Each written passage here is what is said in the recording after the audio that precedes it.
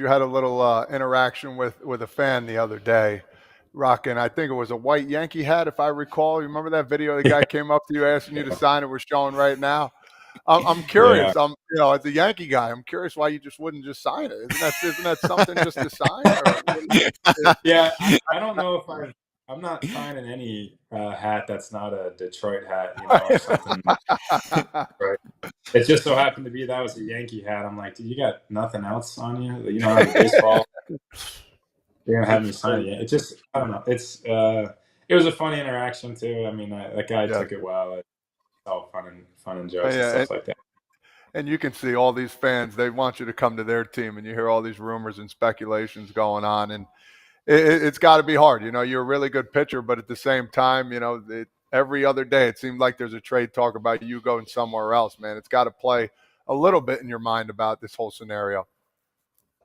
Yeah, no doubt. I think with the way social media is, it's hard not to see things about yourself, especially when it's talking about trades and kind of um, all those hypotheticals. But at the end of the day, it doesn't really matter. It's not going to impact who I am day to day basis. It's not going to impact the way I'm going to work out or the way I'm going to throw or prepare to get my body ready to go for another season. Um, so it's all out of my control. You see it. I think as a player, you don't really like. I mean, unless you want to be traded, but like that's a whole different situation. But it's not like I want to be traded, so it is. It does kind of like, hey, why am I in this? Why am I in these conversations to begin with? But at the end of the day, it doesn't really impact anything that I'm going to do day to day, and I try to just stay off of it and not look at it. I mean, that's kind of how I've handled it at the trade deadlines in years past, and it seems to work for me. Who does it bother the most? Because like I'm sure there's family that they read it, and I remember telling, and I know Todd said it, like, family, stay off of Twitter, stay off of the comments, all that stuff. Who has the toughest time with it? Your wife, family, and do you have to tell Yeah, them, don't talk to me about it? I just saw it on Twitter. I can't even go on Twitter without seeing anything about it. yeah. I think my wife gets it. I think that she's pretty good about it. I think it's probably like my mom and my dad. Like, hey, where are you going to play next year? It's like, hey, I'm a Tiger. That's kind of how you guys will find out the same time I find out if I'm getting actually traded. So I'm like, don't look into any of the stuff that you see. Um, Definitely don't comment. Don't take to social media and say anything. Please don't make a story out of nothing. So it's probably my family more so than me. But my wife gets it. My wife gets it. She's, there's not a ton of fact or truth behind any of these things, especially, I mean, even contract stuff. It's like, I don't really know where they come up with these numbers or that narrative. They create these narratives. I mean, it's part of the media job, though. I get it. I mean, I get it. But if you're, in my circle, that that's kind of how we handle things or how I'm going to handle things.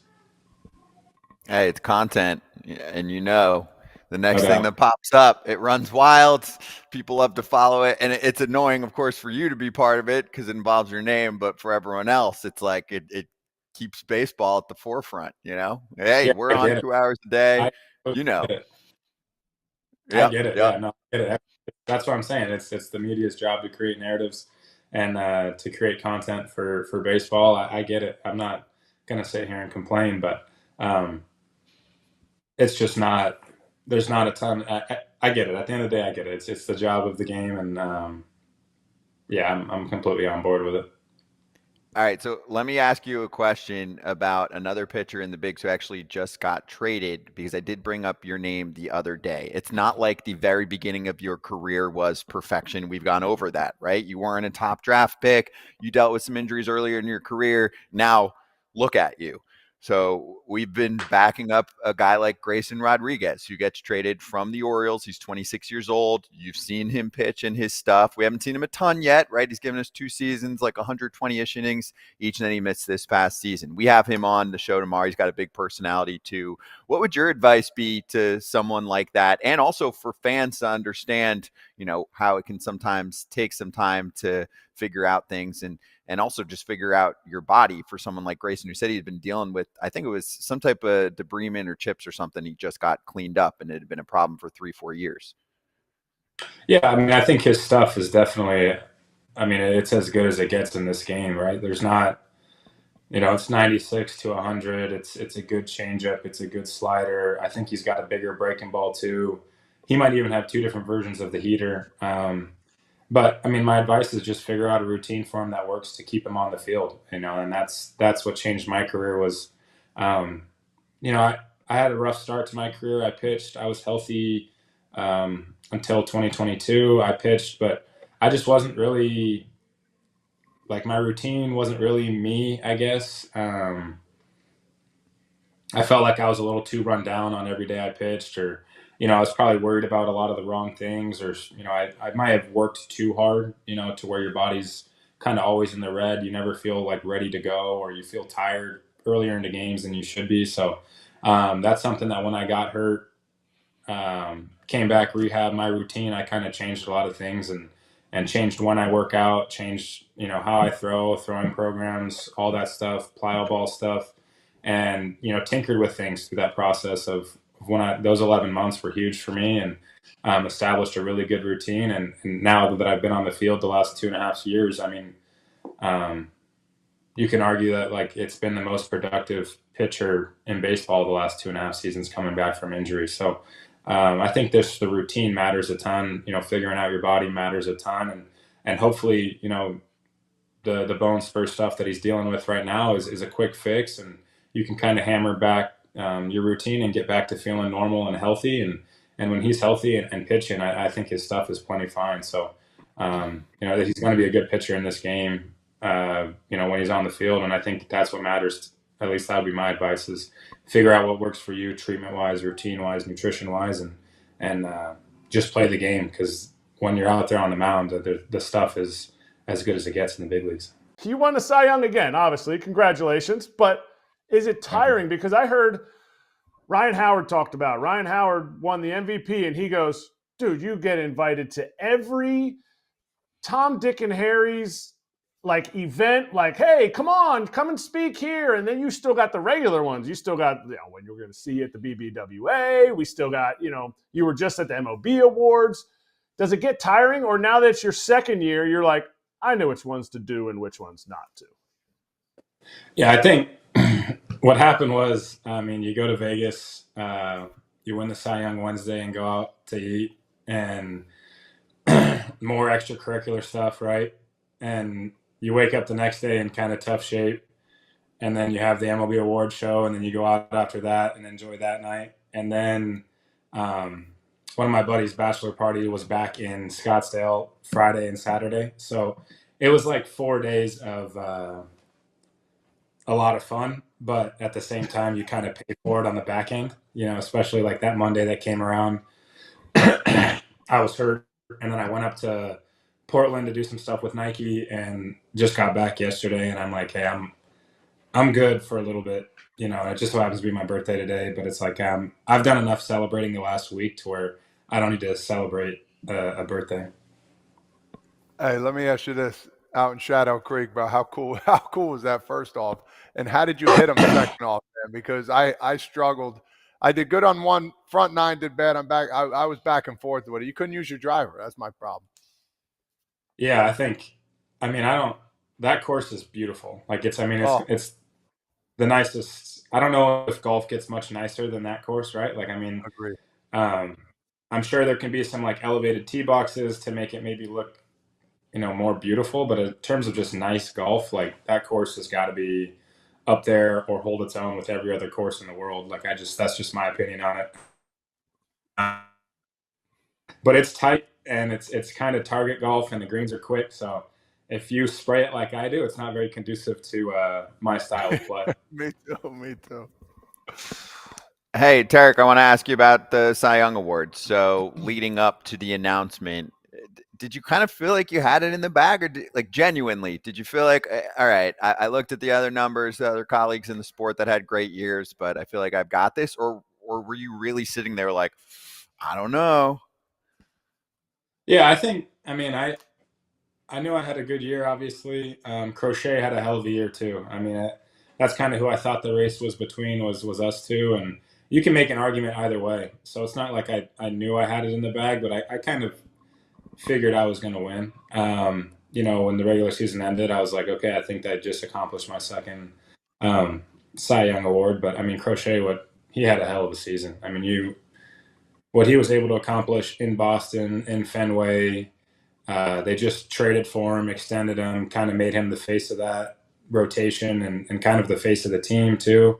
What he was able to do is nothing short of very impressive. And he's going to, we'll be having this battle, I think, for the next however many years we're doing it and on the field. So he's a great player. He's got some of my favorite stuff. I bet he has the best stuff in the big leagues, just pure stuff side. But he's a great player. That was actually what I was going to ask you, because big league players, now it's never at your level, but we're always looking at other big league players like, man, I wish I could, have that swing path. Is there something that you look at Crochet and you're like, man, I wish I had this of his? Yeah, his like slider sweeper thing. I don't know what he calls it, but it's like it's that 84 to 86 mile an hour slider that's got a ton of depth and a ton of glove side movement. That'd be the easiest pitch for me to add into my arsenal. I don't have a pitch that does that, and my slider's hard. It's anywhere from 90 to 92. If I had a breaking ball at 84 to 86, lefties, I think. I mean, with that weapon to lefties, you can't even put a lefty in the lineup against Crochet. You really can't with the way he throws a fastball and a slider. But yeah, I mean, our fastballs are pretty similar. I actually love his changeup. He doesn't throw it a ton. But I love his changeup, and the reason he doesn't throw his changeup is because he has a really good slider. So, and he's got a cutter too. He kind of has a cutter that plays like my slider, and then he's got the good breaking ball. So, I mean, that's the one that I would add for sure. Is that, like, if he wants to call it a sweeper, he call it a sweeper. It's kind of like that hard slurve. It's really, really good. Talking about pitch selection and throwing pitches, it seemed like this year you significantly went to the fastball and changeup against lefties. Was there a cognizant effort of doing that, or is that just a feel kind of thing? It was like, I'm feeling this today, I'm going to throw that. But it just seemed like a little bit more this year. It worked well. Yeah, I think, in years past, there's always stuff you look at end of seasons and stuff you want to, get better at. And for me, striking out lefties, it's going to sound weird, but I don't strike out lefties at the same rate I strike out righties. Like I punch out righties more, and that's because I throw my changeup more to righties. So I sat down with the team, our pitching coach, catchers and stuff, and develop a plan to get lefties to punch out when I need them to, because they weren't slugging and there wasn't a ton of damage, but there's a lot of ground balls, and in certain situations you can't have a ground ball. With a runner at third base and less than 2 outs, you have to be able to strike guys out. So as easy as it is to go sinker slider to lefties and just kind of get to the next hitter, there's certain scenarios where, Bellinger's in the box and he's a guy that doesn't punch against lefties, but I got to figure out how to punch Belly with a runner on third. And that was kind of upping four seam and changeup usage. I think that's what I get missed to righties, and that's what I get missed to lefties. But it's hard not to fall in love with sinker slider when there's no damage and all they do is hit it into the ground. So like the worst thing that can happen is a single or maybe a down the line double or something like that. But you do need to be able to punch out left-handed bats, and that's kind of where the uptick in changeup usage was I'm comfortable throwing it to lefties, and they miss it, and it kind of plays up. So that's why I kind of leaned on that pitch a little more this year. I have so many questions for you. Watching your games in the playoffs, like different stuff from the playoffs, like I haven't seen anybody on the losing team that's dominated as much as you have. I mean, I'm not saying that in any other way than a compliment. Like, when your team wins the World Series, it will be because you and your team have won the whole way, because you just have carried the Tigers the last 2 years. So I want to congratulate you for that, but I want to go directly to Game 5. Tell me if I'm wrong, but I think you went 6 innings with 13 punchies and gave up 1 run? Yeah, 1. Was it tough to sit there then for 9 more innings and watch this team? Were you trying to like move your shoulder around, like, I can give you guys another inning? Like, do you go back and do you think, not second guessing, but do you think, man, if I had 10 strikeouts but gone 8 innings, would that have helped?